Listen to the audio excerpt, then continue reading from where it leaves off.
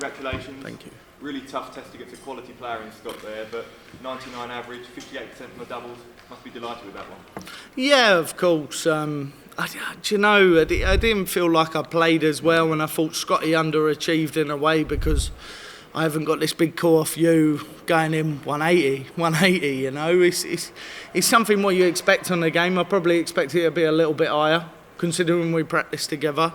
But actually it was edgy. It was edgy, and maybe I dealt with it a little bit more, but I probably put that down to experience at the minute for Scott. But he's definitely fantastic. I've been on a journey for 3 years when he wasn't here. And now he's here. I've decided just to walk away, let him get on with it because he's good enough.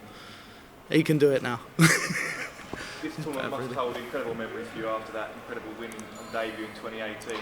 6th World Championship now, and what does it feel like going back to the Pally once again? I don't know, you look up there, you look at the iconic things around you, you know. This place will always be special to me. It doesn't matter even if I don't play darts, you know. I think if I couldn't get, maybe in a few years, if I didn't play darts, I'd still love to come back, be in the arena and get the feel for it, you know. You never know what's around the corner, but at the same time, this place is just a place where you want to play. It's the holy grail. Obviously winning it, the way people treat you around the world in the next year, and yeah, it's just special. It really is. 2022 has been a really positive year for you. Some great success on the European Tour, the Pro Tour. Prior to Minehead last month, your TV form hasn't quite been as strong, but how much confidence have you gained from your performances there? I think, well, the TV, you say strong. Match play, I always get up for that. I've won it before, and I love that tournament also. And I lose with 103. Jose plays the game of the year, and he'd not played like that all year. I would add that. I don't mean that in a nasty way, I know, because I like him, but at the same time, no, it's not really been there for the performances on TV, but away from the TV, I've performed and stuff, and I feel like I'm getting better again, you know. I feel like I got the old Bobby back, and I'm enjoying it. Didn't quite enjoy today as much as I wanted to, but I feel good. I really do, and the practice game's going up, everything's good, and family life is great, and I have a great life, you know, and I owe it to the game. And just finally now, looking ahead to round 3, it's Mervyn King up next. What are your thoughts on playing Mervyn? You could never take him lightly. That's my fault, you know. I get on with Merv, and he will tell me and everything that he's had a bad year and stuff, but coming into here, whoever's having a bad year or you're having a bad run, you know, the World Championships is where it's all about and where the dreams are, and you watch so many people what you would say wouldn't even win the first game here. I'm not saying him, but at the same time, people go on little runs, and I've got to be on my game. I've got to make sure that I'm right, and I would definitely not take that game for a liberty. Thank you. Rob, many congratulations. When the draw was done, obviously we know you and Scott practiced together. What was the banter like knowing that you two were on a collision course? I had a practice with him maybe 10 days ago, maybe a little bit over, maybe around the 10th, and I played him, and yeah, it went the way it went, and it went more in my favour. But at the same time, you know, you go up on that big stage, you have that crowd, and you always knew it was going to be different. But from both parties today, there was too much respect there, and there shouldn't have been. How good can Scott be now he's got his card? I think we're all going to see. And he's not a shy boy. That's what I love about him. He's not a shy boy, you know.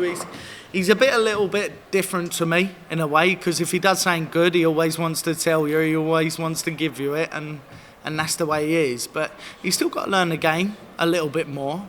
But the fundamentals are there now, and everything what that boy goes on to do, I wouldn't be surprised if I reckon he's going to earn a great living in the next year, because he's already experienced some of it.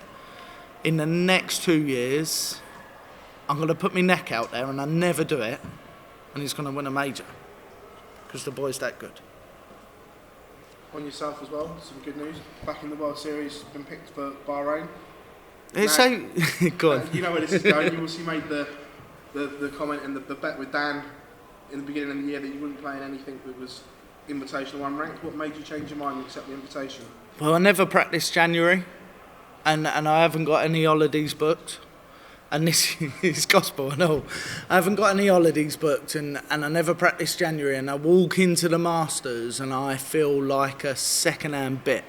So I thought, why not just go to Bahrain, catch a bit of sun, because I love a bit of sun, and actually enjoy my life. So why not, you know? And I'm going to walk into the Masters, and I'm going to promise this year, before this, I'm going to be ready. And that's going to be saying what's never happened before. Masters has never been my kind of tournament. I'm not a January player, but I will be next year. This smile that you've got again, and the confidence, this is like you said, the old Bobby. Do you feel like you're starting all over again, and this is the Rob of 2018 again? I've been left alone, and to be fair, I've enjoyed my life. I've enjoyed my family.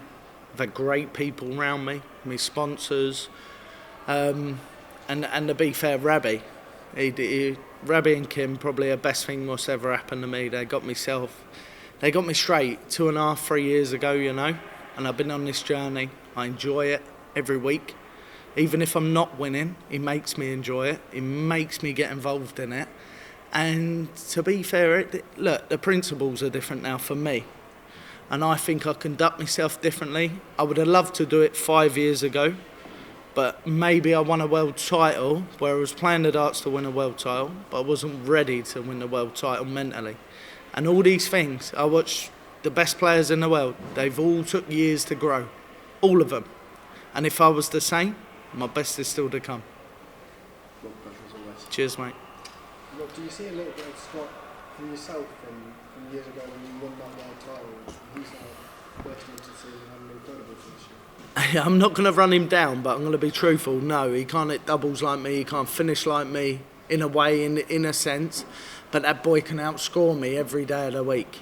Every day of the week. But I'm good at the end. You know, the back six darts where you have to be tight and you have to put a big score in. You hit that finish.